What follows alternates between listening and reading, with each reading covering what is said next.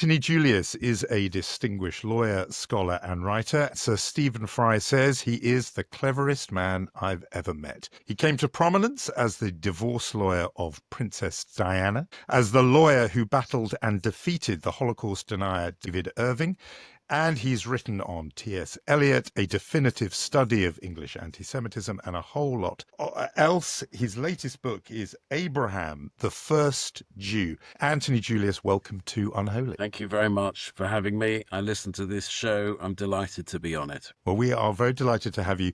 So Abraham, a huge subject who has sort of inspired, writers over centuries and centuries. I want to sort of combine two things, which is firstly, for you to tell us why this was a compelling subject for you to turn to now, but also because I think it's the premise and a way for everything else that follows. This very particular approach you've taken in this book, in which is to say there are two Abrahams, Abraham 1 and Abraham 2, for you to explain that as a sort of to set the table for the rest of our conversation. So I first came across the Abraham story when I was 8. I read it in a strip cartoon version of the Bible. I had no difficulty getting through the creation stories. The flood left me unmoved, but I could not get beyond the binding of Isaac. Why? Because of the utter betrayal of the son by the father. That God's own behavior didn't concern me, but that a father could behave in the way that Abraham did towards his son was something I could not reconcile myself to. And in fact, I gave up the book at that point. The rest of the stories in the Bible remained dark to me until much later on. The reason that I came back to the Abraham story when I was so much older is because I'd never forgotten about it, and that early experience of reading about the Akedah, the binding of Isaac, obviously marked me. But it gave me a chance to write about what I think is a constitutive division in the kind of the Jewish psyche, if I can speak in that shorthand, which is between, on the one hand, a very strong imperative to challenge, to criticize, and a similarly strong imperative to find modes of collective expression, identification with the Jewish people as a whole. Religious times would be simply regarded as matters of faith, and which in our own times would be broadened to all matters of collective identification with the Jewish people. Abraham lived those two imperatives in the first part of his life as a resistor of the polytheism of his society, and then in the second part of his life as God's friend, a man who subordinated himself to God's will. You call Abraham 1, you said he's committed to a life of inquiry, and then Abraham 2 is committed to a life of service. And at some point in the book, it's a beautiful book, and you talk about how we are both of them. Every Jewish life is two lives. Yes. And I want to talk a little bit about that, of each of us having both of those Abrahams in them. Yes, we do, and it's not a comfortable form of coexistence. I don't think there's some point of equilibrium in which we can, so to speak, pull off the trick of reconciling the two. I think that we live in this unstable condition of self-interrogation, inquiry, challenge, subversive thinking, taking the argument where it leads us without regard to loyalties, collective fidelities, all the rest of it, the kind of the maverick Jew.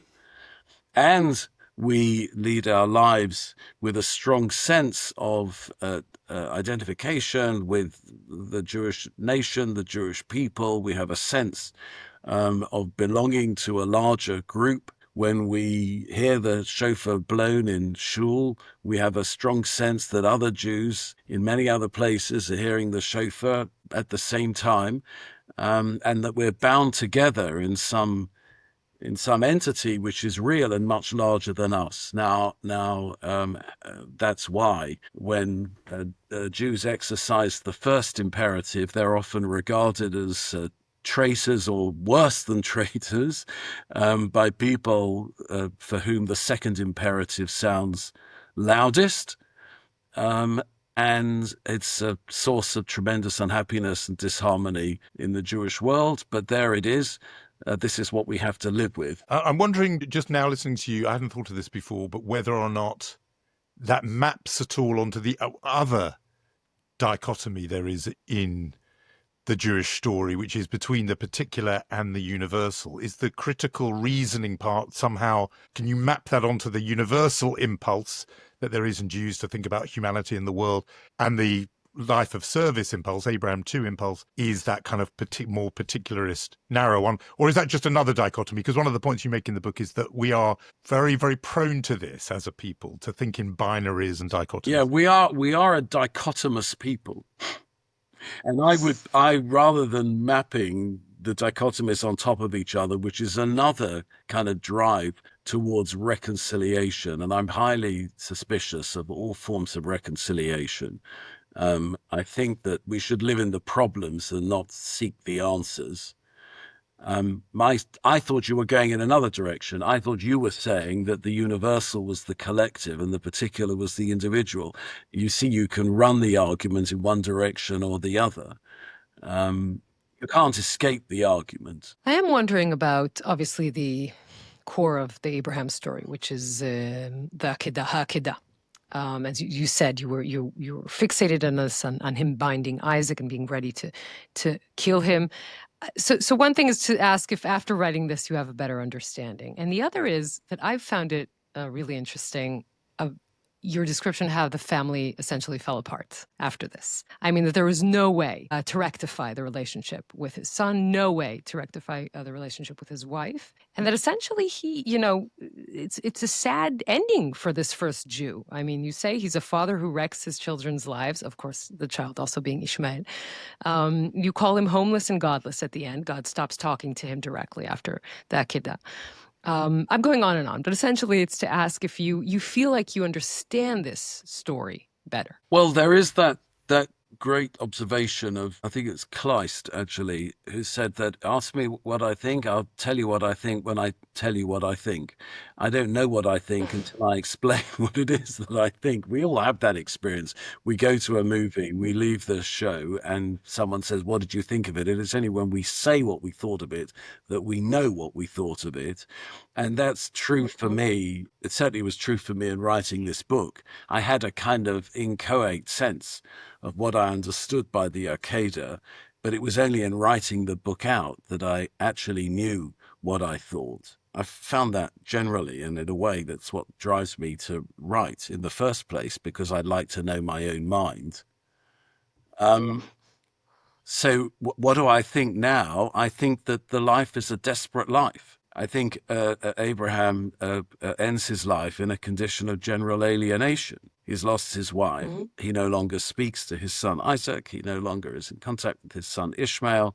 He sends the children of his final marriage off to parts unknown, and he has no further contact with the Almighty.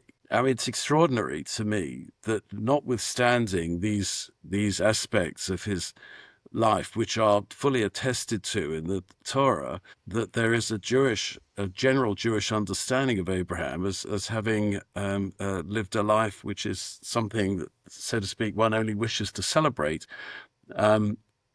The instinct, the drive to find consolation in our scriptures is so strong, it rides over the scriptures themselves. It's most unusual. There's a kind of turning away from the text in the wish for what is called banally positivity or uplift or good cheer. Makes no sense to me. In fact, you make this point, don't you, that there are many, many readings of the Torah that are legitimate, but some are just not. And the one you put in that category is the sort of sugary, soft focus view that this is a test and all works out well in the end, that, that his son is saved, it's all fine. And you say that I'm not even allowing that as a kind of legitimate reading. But you go through, I mean, I want to say something just about how you tell it. It is absolutely gripping, your account of the Akedah. I don't want people to hear this and think it's some kind of academic disquisition. You tell the story and the reader is sort of, I found myself sort of digging my nails into the chair. There's suspense and it's gripping, and that makes the episode all the more painful as you're reading it. And then you go into, back in sort of scholar mode, you go into the different possible readings. But I'm with Yonit on this. You give us the 6 possible readings, but at the end of it, I'm thinking you've given us 1,000 different answers, but maybe still no real answer, because it is still such a mystery. And so even though you've set out all the ways you might interpret it, does it not remain a bit of a black hole in our, foundational text, this absolutely horrific episode? Yes. Yes. So I'm with the rabbi, in the joke where he decides in favor of one party and then the adversary party, and his students say to him, "How can you say he's right and he's right?" To which the rabbi says, "Yes, you're right." So I think I think the plurality of interpretations is both, so to speak, a fact of complicated texts like the Arcada, but it also points to something which is more profound, and that is that there is no resolution of the Arcada. There is no, so to speak, meaning of it, which allows us to move on from it. We're stuck in it. I want to talk about the character of Sarah. Sarah, you say that she may have been a greater prophet. You talk about her intellectual independence and her autonomy. Let's talk about her a little bit. I'm very glad that you raised this, because it's the part of the book that I spent really most time thinking about. That it's extraordinary to me that just as the Arcada has given a pat resolution in received Jewish thinking, Sarah herself is written out of received Jewish thinking, other than as a kind of helpmeet and a supporter of the patriarch. If you actually look at the trajectory of Sarah's life, even as related in the Torah itself, without going to any midrashic, supplemental or elaborative material, what you see is a radical decline, a kind of collapse, both in her own morale and in the nature of her marriage to Abraham. She begins in Haran, fully the equal of Abraham, engaged in the same kind of conversionist activity as her husband. She's then mistreated by Abraham in episodes, both with Egypt's pharaoh and with the local king Abimelech, where she has to pass as Abraham's sister so he can be safe and then enrich himself. And she dies in what she believes is the certain knowledge of her son's sacrifice by her husband. And yet, when she presses on Abraham her wishes in relation to Hagar, and Abraham resists it, he has a vision of God telling him that he should pay attention to Sarah and follow her wishes because she is the superior prophet. So how to make sense of this story, how to do it justice, how to give, so to speak, Sarah a voice, that felt to me a really important obligation of anyone attempting to give an account of Abraham's own life. So much so that when I was thinking about the form of the book, were it not that my mandate was to write a biography of Abraham, I would rather have written a collective biography of the two of them. And I had in my mind those great 19th century novels of the collapse of marriages, in which the principal character is not the husband, who is often a bit of a schlemiel. Think of Anna Karenina or Madame Bovary, but the wife.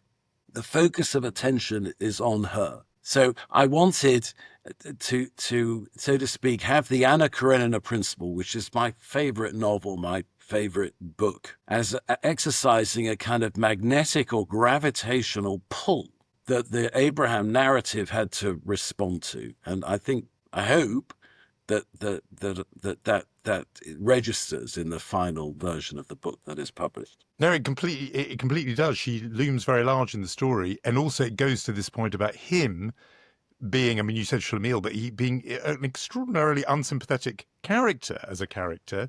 And that's an interesting thing to confront, that the first Jew is this kind of monomaniac fanatic ready to do terrible things. But even if you put the Yakadah to one side, everything else, but because you meant everything else he does is pretty unsympathetic. But and I'd be interested to know what you think about what that does for the Jewish people, that the founding patriarch is actually this very flawed figure. But just on, because you mentioned form, I mean, biographers usually can rely on contemporaneous documents. There are letters, there are diaries, there are, interviews with you don't have any of that if you're writing about Abraham. And a lot of people think, well, so surely all you've got is, the Torah, and that's, for a biography, it's difficult.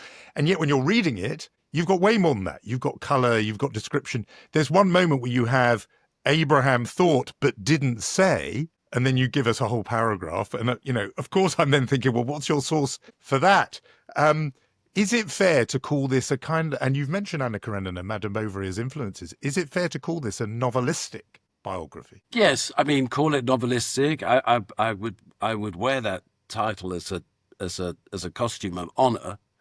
Call it novelistic. Call it imaginative, call it midrashic. The rabbinical midrashic material also shares, somewhat anachronistically in the history of the novel, but somewhat shares in novelistic properties and practices. I didn't set out to write an account of the kind that might be subtitled The Search for the Historical Abraham. That seemed to me an idle enterprise. I'm not an archaeologist. It's not something that interests me as an undertaking. What I wanted to write about was about the figure of Abraham in the Jewish imagination. And of course, there he has such a compelling reality that the rest of us mere empirical Jews fade in comparison. But I do want to pick on a thread that Jonathan just asked, which is, what does it mean about us? What does it mean about Judaism that our patriarch, that the first Jew, is so terribly flawed and ends his life the way that Abraham does? Well, I wouldn't want anyone to think that I wrote one of those tedious no, it really isn't. And his clay feet kind of let me expose the flawed man behind the kind of the prophetic image. It's my purpose is not reductive. In a way, I think it's celebratory for two reasons. First of all, what I try to elicit in Abraham's life, and certainly in the early part of it, is a tremendously compelling and courageous readiness to challenge, at great personal cost, every received view that is held in his society for no purpose other than, but it's everything, the purpose of the truth. And that I think alone would make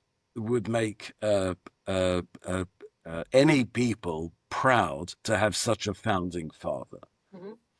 The second reason is that Abraham leads a life which has an exemplary significance for us in precisely that division between reason and faith, speculative inquiry and service, that so to speak, the study in the synagogue.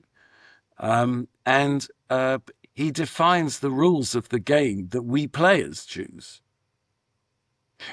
In that sense, the detail of his life is less important than the structure of his life. Although I found that the way the journey, the narrative arc, is sort of the reverse of what would be a more, to my very contemporary, perhaps, taste. You would almost imagine it be he's this person of service and devotion, and then becomes this more thinking, critical figure, more independent-minded. It's the other way around. Abraham 1 is the person you might expect to blossom out of Abraham 2, but it's the other way around. So that's quite, that I think adds to that sense of him being a sort of jarring figure to admire. Should we? I mean, there's so much to say about this, but I'm aware that you have, and write on and think about contemporary issues and the bigger canvas that we're confronting now. And I know one of them is, and it relates to everything we've just talked about, is the state of our Jewish world, several millennia on from Abraham. And particularly, you, I think, wrestle like everyone else does with where we are with the relationship between Israel and diaspora, where Israel stands among the nations, perhaps particularly after the 7th of October. I'm deliberately keeping it very big and very vague because I want to sort of just hear how you come at these current questions. Well, I suppose, like everyone else, I'm tortured and divided, distressed and anxious. And whenever I try to formulate my thinking, it either sounds hedged about with so many qualifications as to be useless to my interlocutors, or else just so distressed that it feels almost embarrassing to show it in public. But if I try to give the most general of overviews of where I am, and it's no more than where I am, and it has no greater value, I think, other than as the statement by one Jew to other Jews of his perspective. Where I am is all those intimate tensions between Israel and the diaspora, between the Zionist enterprise and one's kind of liberal political identity, the nature of one's specific Jewish affiliation in religious or sectarian terms, all of those, the sense of peril that we might have had in a very understated way as Jews in the diaspora, the sense of security that we might have had in relation to Jews in the state of Israel, all of those manageable tensions that form the kind of substance of our Jewish life have become radicalized. Everything is so much more extreme than it was. And do we just hope that there will be, so to speak, some kind of reversion to more intimate relations between those various dichotomies and tensions? Or do we find that actually where we're living now is in this life of extremism, where we loathe and despise what the government of Israel represents on the one hand, and we fear with an identification which is totally personal and visceral for the lives and the futures of our fellow Jews in Israel. How do we navigate that chasm between the contempt and the utter empathy? That's just one example of the extreme circumstances in which we find ourselves. I didn't think that I would be articulating it in that way. If you had asked me before the 7th October, I didn't think I would be articulating it in that way or anything like that way. I feel absolutely divided, right down to my Jewish core. And it's painful even to express it. Mm-hmm. I mean, we're not going to go back into the Abraham book, but you have this one reading of the Akedah story, which is about the patch up.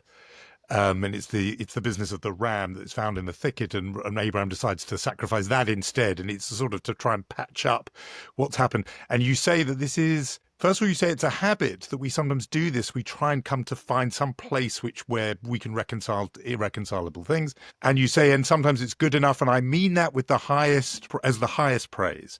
That, in other words, if you sometimes can find an equilibrium that you can live with, that's no small thing. Don't disparage that. And I'm just wondering if that, in a way, relates to what you just, your answer there to your need. I mean, inevitably, this whole subject leads us to, because in terms of how diaspora are experiencing these things, the question of anti-Semitism, and that has been a big part of your working life. I mentioned your role in the trial Penguin Books and Deborah Lipstadt and David Irving, Holocaust denier.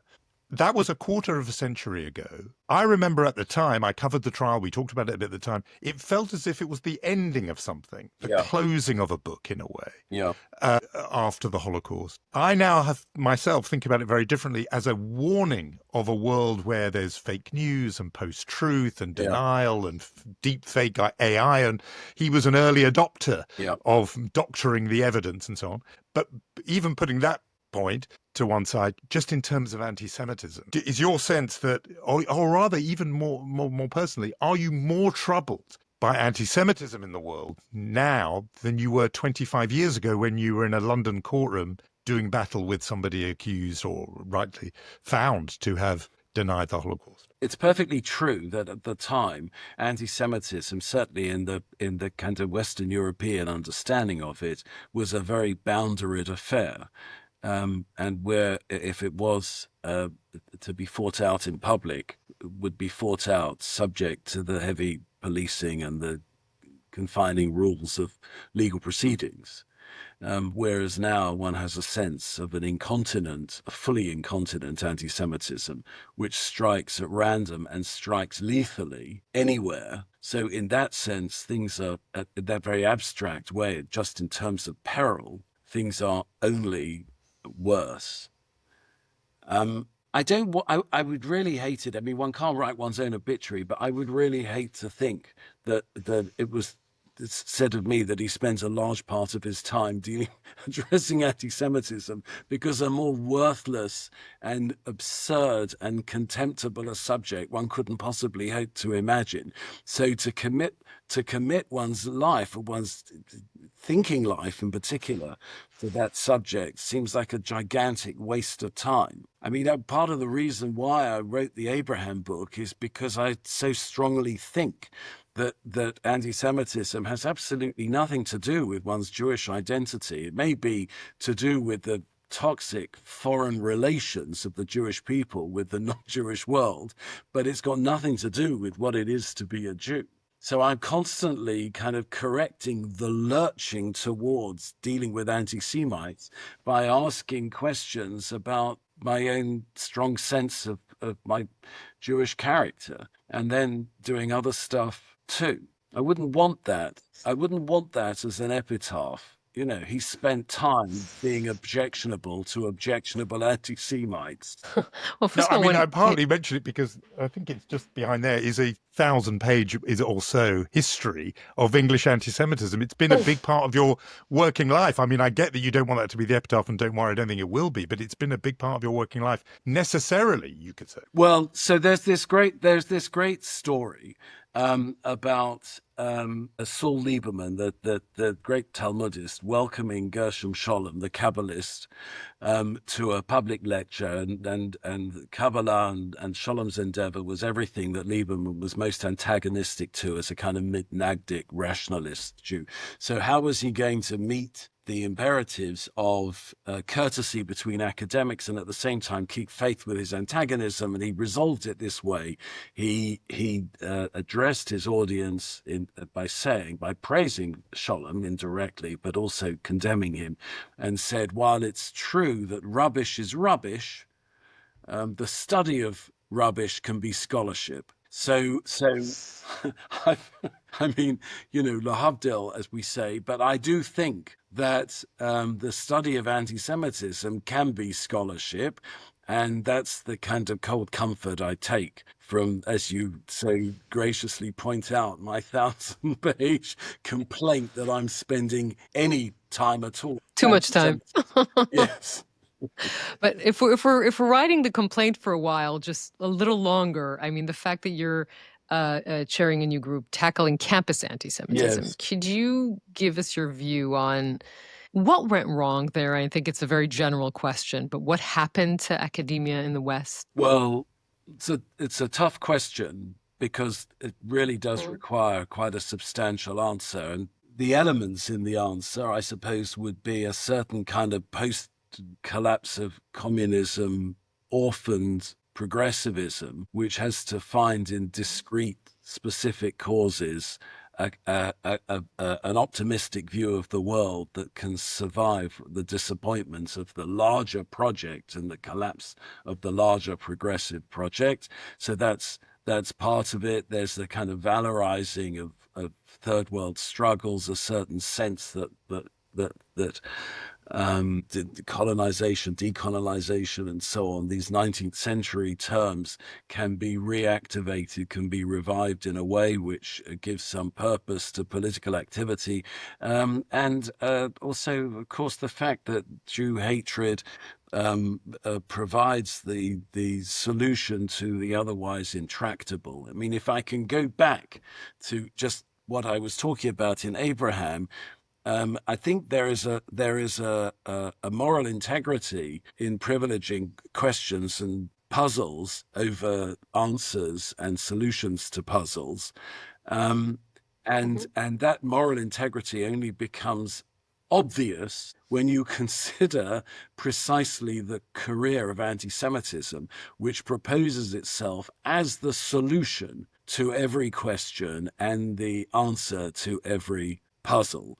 The French proto-fascist anti-Semite Charles Maurras, the leader of the Action Française at the end of the 19th, beginning of the 20th century, said everything about modernity is difficult and impossible to understand until one discovers the role of the Jews, and then everything becomes clear. The problem with campus anti-Semitism is that it is adopted by people who wish everything to be clear when it isn't. Hesitant to hear just because it's in the realm of solution, but rather than living with the problem. On Israel, I mean, you tell me if you balk at this description. I would, from knowing you and your work, I would could describe you as a liberal Zionist. I think an advocate, believer in the two-state solution. Hesitance around the word solution, but that broadly being your position. Many now I encounter believe that is a sort of a relic. It is now a defunct position because it's no longer, they say, realistic, and therefore it is somehow nostalgic or sentimental to even hold on to it. You've got to rethink, adapt to the new world, etc., to the new reality, partly post-October 7th, but also other things too. Do you find yourself still holding that position yourself in terms of in your own mind, but also in terms of advocating it? What do you say to those people who say, sorry, Anthony, that moment has passed. You better have something, come up with something else? Well, I don't feel that it's for me to devise solutions in the way that you might offer to somebody coming into a shop. If this doesn't fit you, try this, or have you considered the three-piece suit rather than a jacket and trousers, and so on. If I go back to my own childhood in my father's menswear shops, I don't regard political advocacy in that way. I think a commitment to two states is an ethical commitment. In political terms, it may be that it is just about what John Rawls, the political philosopher, called a realistic utopianism. That's to say, one could just about imagine how it would work. But as an ethical position from which to make judgments about what is happening now and what so-called solutions, coerced outcomes is a better phrase, are actually being canvassed, it feels to me the only position to take. And it'd be nice if we could just solve everything in a menswear store. Well, sometimes the customer's left without any clothes, wearing clothes, but not having bought clothes. Or paying a very large bill. Anthony Julius, it was a pleasure talking to you. Long overdue on Unholy. We're very glad that we had an opportunity to do it. Thank you for inviting me.